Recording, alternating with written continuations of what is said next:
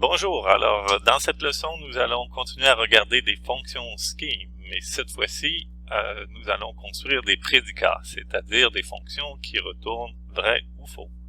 Alors dans ce cas, notre but ne sera pas de faire une fonction qui va modifier une liste, mais plutôt une fonction qui va vérifier si cette liste-là répond à certains critères particuliers. Voici un premier exemple assez simple. Alors, on veut simplement vérifier si cette liste est une liste de nombres.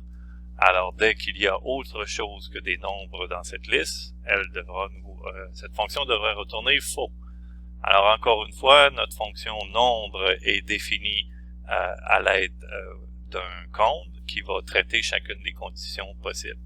Juste une remarque d'abord, on le dit à la leçon précédente, mais en scheme, lorsqu'on veut définir une fonction prédicat, la convention est de terminer le nom de cette fonction-là avec un point d'interrogation. Alors, les conditions à regarder pour s'assurer que la liste en question est une liste de nombres. Alors, évidemment, la liste L qui est à vérifier doit être une liste. Donc, la première chose qu'on fait dans cette fonction, c'est de vérifier qu'on a bien entre les mains une liste. Si ce n'est pas le cas, alors on retourne faux. Autre condition importante à tester et qui nous servira de point d'arrêt pour notre récursivité, c'est de vérifier que la liste contient des éléments, c'est-à-dire que de vérifier si la liste est nulle ou non. Alors, si la liste est nulle, par convention, nous allons retourner vrai en assumant qu'une liste vide est aussi une liste de nombres, c'est-à-dire une liste qui ne contient aucun nombre. Prochaine condition, maintenant qu'on sait qu'on a entre les mains une liste, alors on va regarder si le premier élément, le quart de cette liste-là, si le premier élément est un nombre. Alors voilà une condition nécessaire pour avoir une liste de nombres. Alors si c'est pas le cas, on retourne faux. Maintenant qu'on s'est assuré que ce premier élément-là, que le premier élément de la liste est bien un nombre, il faut regarder et lancer la récursivité pour analyser le reste de la liste. Alors, pas de surprise, on va encore utiliser le coude de la liste, donc notre appel récursif va simplement lancer le coude de la liste à la récursivité afin de vérifier si, effectivement, on a une liste de nombres ou non. Alors bien sûr, encore une fois, à force d'appeler le coudre de la liste de façon récursive, on aboutira à la liste vide. Et si on est arrivé à la liste vide sans avoir à retourner faux, c'est qu'on a bien une liste qui ne contient que des nombres. Voici donc un autre exemple de prédicat. Cette fois-ci, on va regarder si notre liste contient deux éléments consécutifs égaux. C'est ce qu'on appelle la prédicat voisin égaux. Alors, si n'importe quel élément est identique à l'élément qui le précède, ce prédicat-là devra retourner vrai. Alors, encore une fois, la fonction compte va nous permettre de vérifier chacune des conditions qui doivent être effectuées, chacun des tests qui doivent être effectués afin de valider le prédicat. Alors, première chose, est-ce que la liste qui nous a été donnée est nulle ou non? Alors, si c'est le cas, si la liste est nulle, elle ne contient donc pas de voisins égaux, on devra retourner faux. Alors, cette condition-là est importante, bien sûr, pour notre récursivité, puisque quand on arrivera à la liste, si on arrive à parcourir toute la liste sans jamais avoir trouvé de voisins égaux, alors on arrivera à la liste nulle, et c'est ce qui va arrêter notre récursivité en retournant un faux, puisqu'on n'est pas arrivé à trouver de voisins égaux. Maintenant qu'on sait que notre liste contient au moins un élément, le prochain test nous sert à vérifier que notre liste contient au moins deux éléments, puisque si on veut avoir des voisins égaux, ça nous prend au moins deux éléments. Alors, si notre liste ne contient qu'un seul élément, ça veut dire que le coude de cette liste-là nous donnera la liste vide. À ce moment-là, il faut retourner faux. Alors, on a une liste qui a au moins deux éléments.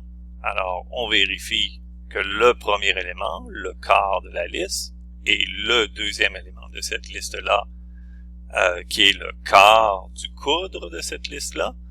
Alors, le deuxième élément, le premier élément, s'ils sont égaux, alors on a trouvé deux voisins égaux et on n'a qu'à retourner vrai.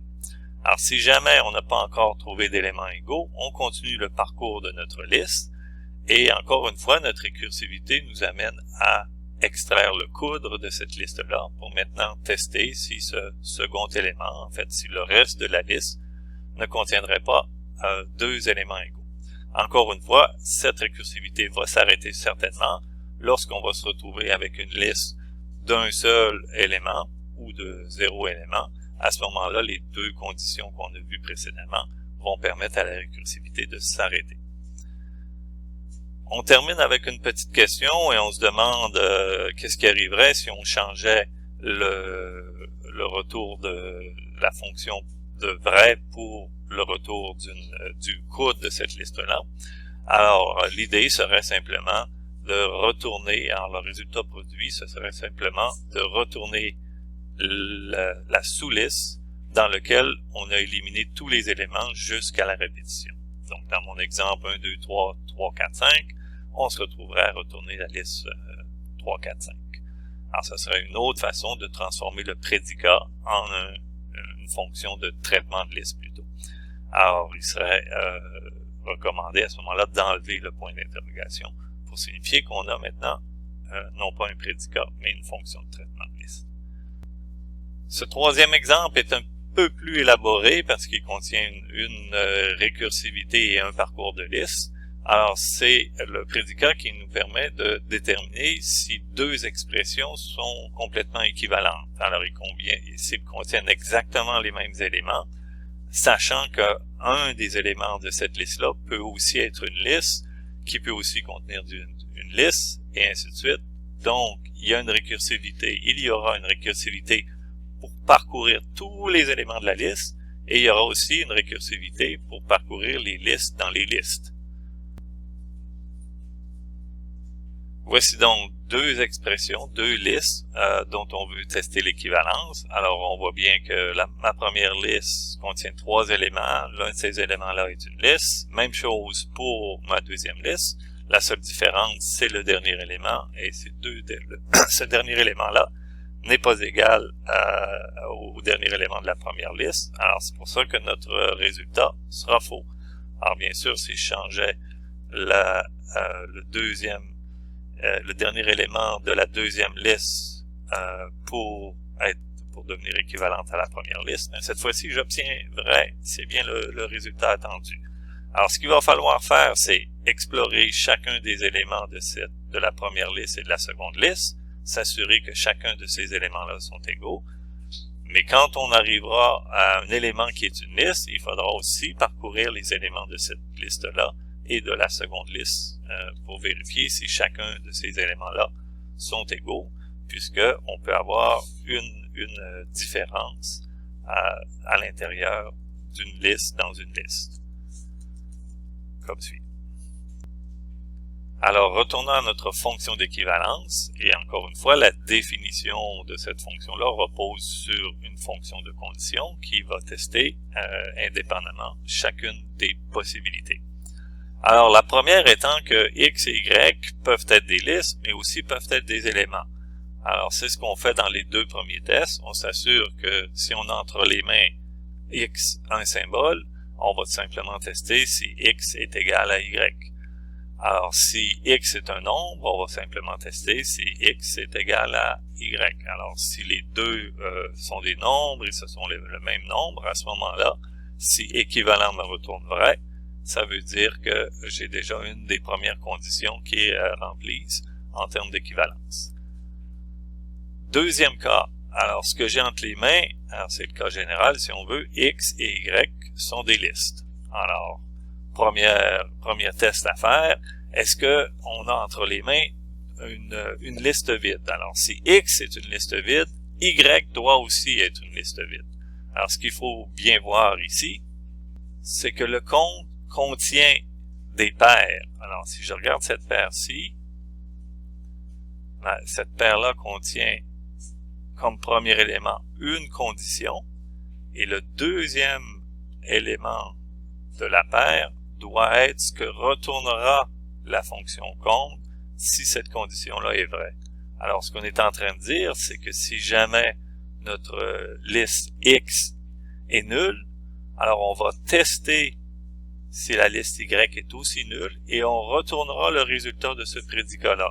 Alors, si Y n'est pas nul, alors évidemment, X et Y ne sont pas équivalents, il faut retourner faux. Si la liste Y est nulle, étant donné que la liste X est aussi nulle, alors à ce moment-là, on se retrouve avec une équivalence. Alors, on retourne vrai. Alors, finalement, maintenant qu'on sait qu'on a entre les mains deux listes non vides, on va vérifier, en fait, je devrais dire plutôt, on sait qu'on a entre les mains une liste X qui est non vide, alors maintenant, il faut tester si la liste Y, elle est non vide aussi. Alors, si on se retrouve avec une liste Y qui est vide, alors immédiatement, une liste non vide avec une liste vide, on ne peut pas avoir d'équivalence, il faut rejeter il faut retourner faux. Finalement, on arrive à la récursion. Alors, la première chose qu'on va faire, c'est toujours le même type de parcours, c'est-à-dire qu'on va tout simplement prendre le premier élément de la liste X et on va prendre le premier élément de la liste Y et on doit tester si ces deux expressions-là sont équivalentes. Alors, pour passer ce test-là, il va falloir vérifier de façon récursive si X et Y sont des symboles, si X et Y sont des listes ou non, et s'ils sont des listes vides ou non. Alors, une fois qu'on a déterminé l'équivalence du premier élément de la liste et du deuxième élément de la liste, si et seulement si ces deux éléments-là sont équivalents, alors on va pouvoir passer à tester l'équivalence du reste de la liste. Mais il faut bien comprendre que cette deuxième expression-là ne sera retournée par notre fonction d'équivalence que si on a réussi à tester avec succès le premier élément de la liste, sachant que ce premier élément-là de chacune des deux listes peut être une liste aussi qui devrait être testée de la même façon. Alors, avec le coudre, une fois qu'on a notre assurance que ces deux éléments-là sont égaux, avec le coudre de X et le coudre de Y, on pourra recontinuer à parcourir et à retester les éléments restants de notre liste. Alors, il faut noter que le coudre de X et le coudre de Y sont possibles parce qu'on sait que ces deux listes-là contiennent au moins un élément, puisqu'on a testé que X et Y ne sont pas des listes vides. Finalement, j'ai un petit exemple de pile en scheme qu'on a introduit ici parce que cette pile-là contient deux prédicats. Mais en fait, ça permet de démontrer qu'on peut définir une série de fonctions qui nous servira à définir une structure de données. Ici, c'est notre pile toute simple. Alors, si on regarde ce que ça donne sur notre interpréteur scheme, on a donc une série de fonctions qui manipulent une variable stack, qui est rien d'autre qu'une liste qui contient les éléments contenus dans notre pile. Alors évidemment, le premier prédicat qu'on peut introduire de façon simple, c'est de vérifier si notre stack ne serait pas nul. À ce moment-là, ça veut dire qu'on a une pile vide. Alors bien sûr, à n'importe quel moment, je peux tester si ma pile contient des éléments. Alors, dès que ma liste contient au moins un élément, évidemment, mon MT me retournera faux.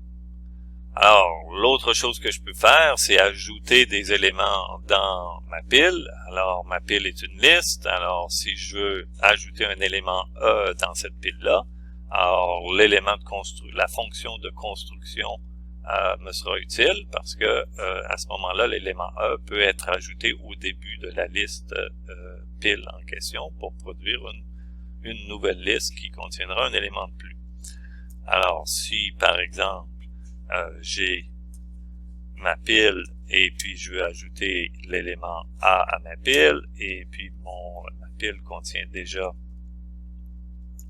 les éléments 1 et 2, alors à ce moment-là, un simple push va ajouter l'élément au début, cet élément-là au début de la pile. Alors évidemment, on est en programmation fonctionnelle, alors ce qu'on suppose, c'est que si on manipule notre pile, ça sera dans le contexte de l'application de fonctions sur des fonctions, de la composition de fonctions. Alors si j'ajoute un autre élément à cette pile-là, ça sera par composition. Alors voici un exemple où j'ai une pile originale qui contient deux éléments.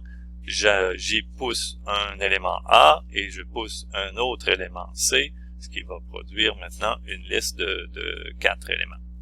Qu'est-ce qu'on peut faire ensuite dans une pile? Alors, on peut tout simplement aller chercher, aller enlever un élément dans cette pile-là, donc c'est la fonction pop.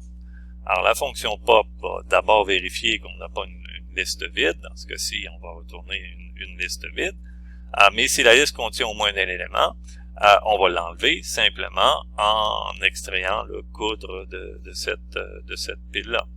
Alors, si je continue avec mon exemple ici, et si je fais un pop sur cette séquence d'instructions, alors je devrais m'attendre à cette fois-ci à ce que le dernier élément qui a été inséré soit l'élément qui soit enlevé. Effectivement, mon C, qui était le dernier élément que j'ai poussé dans ma pile, eh bien le pop va me permettre d'enlever ce dernier élément-là. Finalement, si on veut non seulement enlever l'élément de la pile, mais on veut aussi le récupérer, ou on veut le récupérer, c'est-à-dire avant de l'enlever, alors il y a la fonction top qui permet de faire ça, qui va aller chercher le premier élément dans la pile et qui va le retourner tout simplement. Alors si je regarde maintenant, qu'est-ce qui arrive si je fais un top après avoir fait cette série de compositions de fonctions? Ben, je devrais aller chercher le premier élément sur le dessus de la pile, qui est bien mon A dans ce cas-ci. Alors voilà comment on peut se définir une structure de données. Alors, mais il faut se rappeler qu'on est en programmation fonctionnelle, alors il n'y a pas de variable normalement, on verra des exceptions à ça, ou comment contourner cette limitation-là. Mais donc, quand on manipule notre structure de données, on la manipule par composition de fonctions, et non pas en gardant en mémoire une variable qui pointe sur notre pile dans ce cas-ci. Alors voilà, merci.